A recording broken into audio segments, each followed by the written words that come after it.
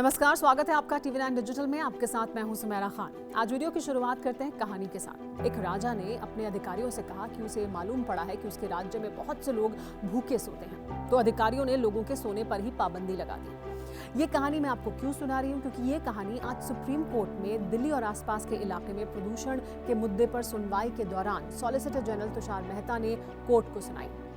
Chief justice Ramana ने दरअसल सख्त टिप्पणी की थी। ये कहा था कि जो अधिकारी हैं, जो ब्यूरोक्रेसी है, ब्यूरोक्रेट्स हैं, वो खुद कोई बड़ा फैसला नहीं लेना चाहते हैं। वो ऐसा सोचते हैं कि कोर्ट उन्हें हर बात बता दे, कोर्ट उन्हें डायरेक्शन दे, कोर्ट उन्हें बताए कि कैसे क्या करना है और बस वो उस पर हस्ताक्षर कर देते हैं। इसी मुद्दे पर सुनवाई के दौरान तुषार मेहता ने ये कहानी कोर्ट के सामने सुनाई। इस पर भी चीफ जस्टिस रमन्ना ने सख्त रुख अख्तियार करते हुए कहा कि कम से कम वो अधिकारी ये सोच तो रहे थे कि कोई भूखा सो रहा है या नहीं, लेकिन यहाँ तो अधिकारी सिर्फ हमारे दिए हुए ऑर्डर पर हस्ताक्षर करते हैं, खुद कुछ नहीं सोचते हैं। सुनवाई के दौरान कोर्ट ने काफी सख्त रुख अख्तियार किया।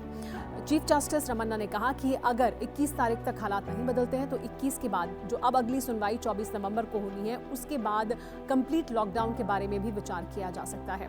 जस्टिस DY चंद्रचूड़ ने कहा कि आप इस बात का इंतजार कर रहे हैं कि मौसम बदले, हालात सुधरें और मौसम बदलने से प्रदूषण की स्थिति बेहतर हो जाए, क्योंकि कोर्ट को सॉलिसिटर जनरल तुषार मेहता की तरफ से जानकारी दी गई थी कि जो पर्यावरणविद हैं, जो मौसम विभाग है, उसकी तरफ से ये जानकारी दी गई है कि 21 तारीख के बाद यानी 21 नवंबर के बाद दिल्ली और आसपास के इलाके में प्रदूषण की स्थिति सुधर सकती है, क्योंकि हवाएं चलेंगी और मौसम बदलेगा, जिसकी वजह से हालात और बेहतर हो सकते हैं। इसी पर सख्त रुख अख्तियार किया। जस्टिस चंद्रचूड़ ने कहा कि आप इस बात का इंतजार कर रहे हैं कि मौसम बदले और 21 के बाद हालात सुधर जाएं, और क्या इसी वजह से आप कोई सख्त कदम नहीं उठा रहे हैं। चीफ जस्टिस रमन्ना ने यह कहा कि अगली सुनवाई के बाद यानी 24 नवंबर के बाद हम सख्त कदम उठाने के बारे में विचार कर सकते हैं। तमाम जो राज्य सरकारें हैं, यानी हरियाणा की सरकार, पंजाब की सरकार, दिल्ली की सरकार, उन्होंने भी अपना अपना रिप्रेजेंटेशन कोर्ट के सामने रखा।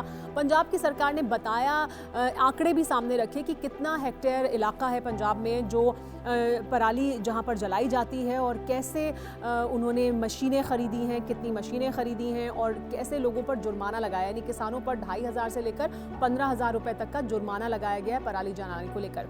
लेकिन साथ ही उन्होंने एक बड़ा सवाल भी उठा दिया केंद्र सरकार पर, कहते हुए कि हमने ये प्रस्ताव रखा था कि MSP में 100 रुपए और दिए जाएं किसानों को ताकि वो पराली ना जलाएं, लेकिन इस पर केंद्र सरकार की तरफ से कोई जवाब नहीं दिया गया। यानी राजनीति यहाँ पर भी हुई, बयान जब दिए गए हैं उस पर।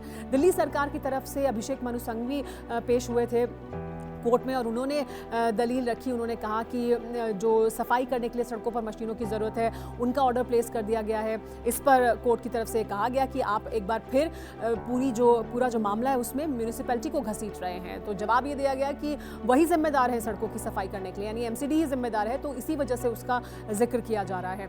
ये भी जब दिल्ली सरकार की तरफ से बताया गया कि पराली जलना मुख्य कारण है और पराली जलने की वजह से ये सब होता है, इस पर भी कोर्ट ने दिल्ली सरकार की नहीं सुनी और कहा कि हम किसानों के पर कोई सख्त एक्शन नहीं लेना चाहते। आप हमें ये बताइए कि दिल्ली ने क्या किया है दरअसल प्रदूषण को कम करने के लिए। इसके अलावा हरियाणा सरकार ने बताया कि कैसे उन्होंने कंस्ट्रक्शन मटेरियल ले जाने वाली गाड़ियों पर पाबंदी लगाई है। दिल्ली के आसपास के जो जिले हैं वहां पर उन्होंने सख्ती इख्तियार की है ताकि प्रदूषण को कम किया जा सके, और जो कदम उनकी तरफ से उठाए गए हैं उसके बारे में जानकारी दी। लेकिन पराली जलाने को लेकर हरियाणा की तरफ से कोई आंकड़े सामने नहीं रखे गए, कोई स्टैटिस्टिक्स सामने नहीं रखे गए कि कितना इलाका है जो पराली जहां पर जलाई जा रही है, कितना प्रभावित इलाका है और उसके लिए क्या किया जा रहा है। लेकिन केंद्र सरकार से सवाल पूछा गया कोर्ट की तरफ से कि आप वर्क फ्रॉम होम के बारे में क्या सोच रहे हैं, और क्यों ऐसा ना हो कि केंद्र सरकार ये सोचे, क्योंकि उनके ज़्यादातर अधिकारी एक ही दफ्तर में काम करते हैं, एक ही समय आते और जाते हैं, तो उनको आप स्टाफ को कम करने के बारे में क्यों नहीं सोच रहे हैं। क्योंकि कोविड-19 प्रोटोकॉल्स जब लागू किए गए थे, कोविड-19 का जब पहली वेव आई या दूसरी वेव आई, तब इस तरह के कदम सरकार की तरफ से उठाए गए थे। इस पर सॉलिसिटर तुषार मेहता ने कहा कि केंद्र सरकार के दफ्तर में अगर सरकारी कर्मचारियों को कम किया जाएगा तो इसका असर पूरे देश पर पड़ेगा। दिल्ली जैसे छोटे राज्य में ऐसा किया जा सकता है, लेकिन केंद्र सरकार और केंद्र सरकार के जो कर्मचारी हैं उनको लेकर इस तरह का फैसला नहीं लिया जा सकता। इस पर भी कोर्ट की तरफ से कहा गया कि आपके सभी अधिकारी एक ही दफ्तर में काम करते हैं, एक ही समय आते और जाते हैं, तो आप वो क्यों नहीं बस से आ सकते, वो क्यों नहीं गाड़ियों से इकट्ठा होकर आ सकते हैं। तो उस पर भी तुषार मेहता की तरफ से बताया गया कि कारपूलिंग का सुझाव दिया गया है और ऐसा ऐसी कोशिश की जा रही है कि कारपूलिंग करें अधिकारी ज़्यादा से ज़्यादा जो सरकारी दफ्तरों में काम करने के लिए आ रहे हैं। तो अब अगली सुनवाई 24 नवंबर को होगी, लेकिन उससे पहले कोर्ट ने ये आदेश ज़रूर दिया है, ये ज़रूर कहा है कि जो अधिकारी हैं वो सख्त कदम उठाएं, वो गंभीरता से इस पूरे मामले को देखें और सिर्फ मौसम पर निर्भर नहीं हुआ जा सकता कि 21 तारीख को मौसम बदलेगा और तब प्रदूषण कम होगा।